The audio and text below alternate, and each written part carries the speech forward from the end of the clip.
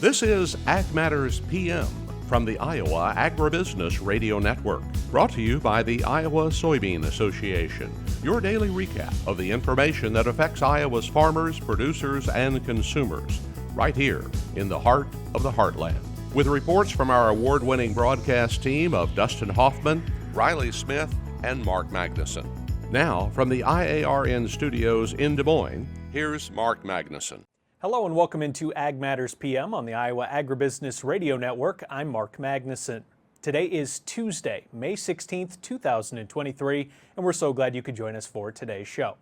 In today's episode, we speak with Mason Groben of Jasper Winery. Jasper Winery in Des Moines, one of 28 cost share grant recipients from the Iowa Department of Agriculture and Land Stewardship's Choose Iowa grant program. Also going to have a check of the ag weather outlook, but first, let's run down the markets. It's time now for the Ag Matters PM Closing Market Summary, your source for market analysis and settlement prices from the day's trade in Chicago, courtesy of the folks at agmarket.net. At the end of another trading day, we are joined by Jacob Burks of agmarket.net for our closing analysis. Jacob, what did we see take place in the grain markets today? Pretty ugly day. We saw a bounce yesterday coming off the USDA supply demand report. Today, I feel like a little more of the report numbers and the fundamentals just kind of got a hold of the market. Saw some just piling on as we broke some technical support. We just saw funds continue to sell and just probably push it maybe a little bit further than expected. We broke some major resistance, or excuse me, major support in the July bean contract. It looks like we're looking for that gap, chasing that gap that we left here several months ago at around that 1355 level. So 36 lower in the front months of the beans. Really an ugly day in the bean market. Corn market, if you want to find something positive, we did go down to 501 December corn. We went down to $12.50 in the beans. We held those psychological support levels, so maybe that'll stop the bleeding here for a little bit anyway. Jacob, is there anything in particular that you can point to for why those front month beans did go so low today? I mean, you have to focus on what's led us down here anyway. It's not our export season. You get the crush, the domestic crush demand. You have export demand. Export demand right now is basically nil. The NOPA came out and said our crush numbers were much less than last month, but it was also the most heavily crushed April on record. So our demand for soybeans is still pretty strong, I would say. But when you see South America produce such a burdensome crop, and that's getting out and hitting the world market, that's led all of the beans down. So I think if you put one thing, if you put your finger on one thing, it's probably just the overwhelming surprise of your South American crop, Brazilian crop to be specific. So. And Jacob, you mentioned it as well. We got that crop progress report yesterday. We're very much ahead of schedule when it comes to both corn and soybeans compared to last year. What were your overall takeaways from those numbers we received? If you looked at what was expected in the corn and beans both, it was a pretty wide estimate. I think there was, that time of year we knew that there was a lot of opportunity across the whole grain belt to get some in. Some of the areas that didn't get rain, were areas that didn't need rain. So not only did we see a higher pace, we're faster than normal, we're ahead of schedule across most of the belt, but you also see good rains come across that planted area. So I think that's probably the biggest key to it is, I know here locally we had a couple of inch soaker that lasted all day long. So you're getting good moisture on top of an expedited planting pace, and now we're starting to get some heat. So we saw 92 billion acres planted in the corn, 87 in the beans. You saw 52 yield, you saw 181 yield, and there's a lot of people, if you look at Twitter, that doesn't believe those numbers. But when you have this type of start, it gives an opportunity that maybe those are fulfilled, and I think that's what the market felt a little bit today. A lot of active farmers in this part of the world, that is for sure. And Jacob, on the other side of the ag marketplace, what did we see take place in the livestock complex today? Man, let's start with the hogs, because this is going to be 2 days in a row that we saw triple-digit gains. So the June hogs have kind of caught a bid, and if you look at what was where that was led from, the new pork cutout futures, it's for 2 days in a row had some strong gains. So that's where we need to see it. We need to see that led in the cash market to where, okay, it's grilling season. We're going to end up, the products are going to what's lead the way of these hog market. Maybe find some stability there, but dollar higher than June hogs. The cash cattle still stayed pretty strong, steady the last week in the north. We are a little bit lower on the cash in the south, but to be a little bit choppy here up here at these high levels is okay this time of year. Didn't get our big, huge seasonal push down. I haven't got it yet. So I think that, seeing the feeder cattle rally yesterday, we're back up testing new highs here today. I think that could be one of these last pushes higher as we did get some extra rains out west, and maybe some of these feeder cattle in the cash are trying to fulfill those last spots. So we did get another bump up. So I really encourage in the livestock markets to be pretty active with some risk management strategies, maybe even looking at getting some sold up here if you have them, because these type of markets are really relying on what the economy does and making sure we're continuing to sell these cutouts and these beef prices, as you say, at this high level. So I'd be pretty active here. Thank you for the analysis, Jacob. What you were just mentioning, how can our viewers, our listeners, get in touch for more marketing information? First, you can just call 608-384-5438. But we'd encourage you to go to our website, agmarket.net. Take a look at our 30-day free trial of our intel. You'll catch our most of our information there, and we can help you fumble through that and let you know what's can be valuable to your operation. Lots of great information online, and we thank Jacob, as always, for joining us on the show here today. Jacob, thank you. Have a great rest of your week. You too, Mark. Thanks for having me. That was Jacob Burks with agmarket.net. Let's turn our attention now to the closing numbers, courtesy of the folks at Bar Chart.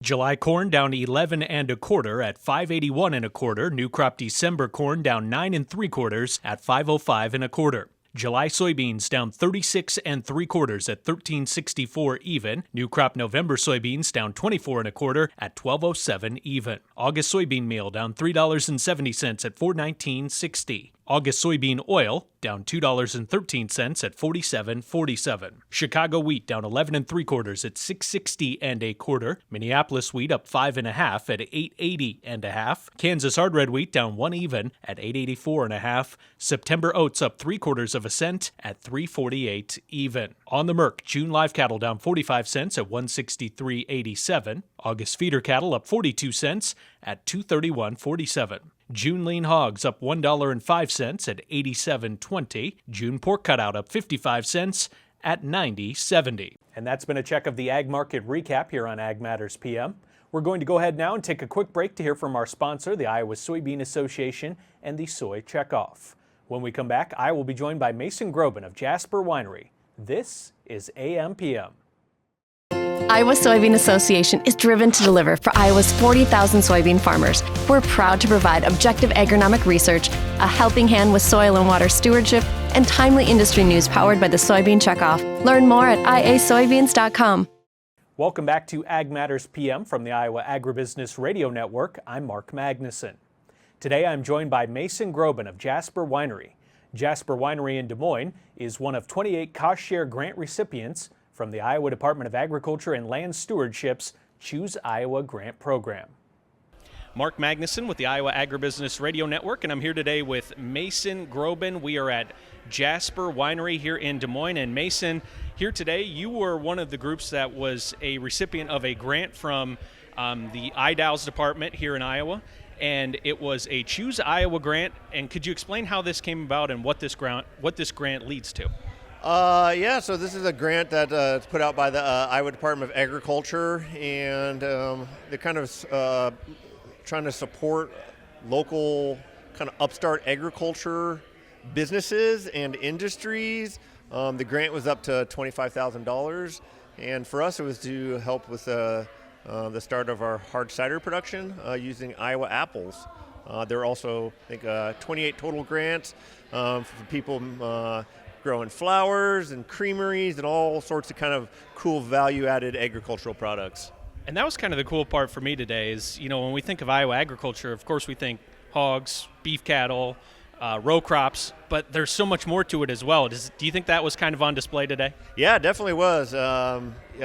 just a wide variety of different agricultural industries. Yeah, like you said, you think corn and soybeans, but this program is really supporting other kind of different agricultural products here in Iowa. I thought it was really cool to see Secretary Neg kind of supporting that, reiterating that kind of sentiment in his statements, and so yeah, it was really cool.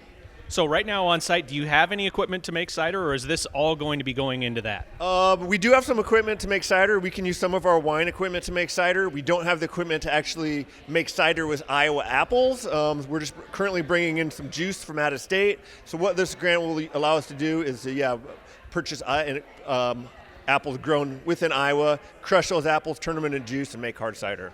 Now, what is the apple industry like in Iowa? Is it easy to find apples for a project like this? It's kind of a burgeoning industry, I would say. You know, there's kind of some of the old school apple farmers, it seems like, in Iowa that are kind of growing what they call culinary apples, which are more your eating apples. But kind of there's also kind of an upstart trend where you have some of these farmers putting in what are called cider apples, which are more like the heirloom varieties that are specifically made for making hard apple cider. So it's kind of a cool thing. Where you get some of the a little bit of both there. Is the cider process far different from the process that goes into making wine? Is it kind of similar, or are there some things that are alike? Definitely some similarities, some a little bit different. It's kind of halfway. Making cider is kind of halfway between making wine and making beer. So it's kind of you're fermenting fruit like you're making wine, but then it's carbonated and packaged and flavored more like beer. So yeah, it's kind of in between those wine and beer. So Mason, why do you think that Jasper Winery was chosen for one of these grants? I think that we really, in our, when the essay that we put together, we kind of really stress the fact that, just the opportunity for the apple industry in Iowa, and really showed that, obviously hard cider is a fun thing, people like to come out to your tap room, drink cider, and so, I think that, there's a lot of opportunity for cider in Iowa. We can grow all the same apples that you can grow in any other state. And so, I think it's really hopefully just kind of getting going.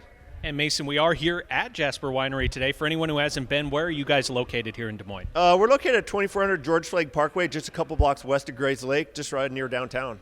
Well, Mason, it is an awesome sight to see here. I've never been here before. It's a cool place. I'm excited for you, and I'm looking forward to see what comes with that next step as far as making cider out of those apples here from Iowa. So congratulations and best of luck. Hey, thanks a lot. Appreciate it. That was Mason Groben of Jasper Winery. Let's turn our attention now to the Ag Weather Outlook. After a little bit of a wild weather pattern this past weekend, we've now settled into a pattern of relative inactivity. Today, variable clouds, partly to mostly sunny across the state. Tonight, mostly clear conditions. And then tomorrow, mostly sunny, warm temperatures, comfortable temperatures at that, statewide. So let's turn our attention now to the National Weather Service and what's in store for the next 24 hours. As you can see from the National Weather Service, a mild weather pattern across the state of Iowa today, this evening, and tomorrow. Today, variable clouds, partly to mostly sunny across the state of Iowa. Tonight, mostly clear. Tomorrow, mostly sunny skies, warm, comfortable temperatures statewide, as tomorrow should be a very nice day. And looking at our affiliate weather map for tomorrow, not much variance for our 6 affiliate cities on the map. The statewide forecast tomorrow calling for sunny skies with a high around 81 degrees in Cherokee, Shenandoah a high around 82, Des Moines a high of 78, Albia 78, Waterloo sunny skies with a high around 75, and Clinton sunny with a high around 74. For a more detailed forecast in your part of the state, make sure and check with your local Iowa Agribusiness Radio Network affiliate. And that's been a check of the Ag Weather Outlook. That also brings us to the end of this episode of Ag Matters PM. You can find all of our content on our website at iowaagnet.com. You can also follow us on Facebook, Twitter, TikTok, and LinkedIn. And you can find all of our video content and previous episodes of AMPM on our YouTube channel. Don't forget our free twice-daily market podcast, which are located on Apple, Amazon, Google, Spotify, and Podbean. From the IARN studios in Des Moines, I'm Mark Magnuson. On behalf of Riley Smith and Dustin Huffman, we thank you for watching. This has been Ag Matters PM.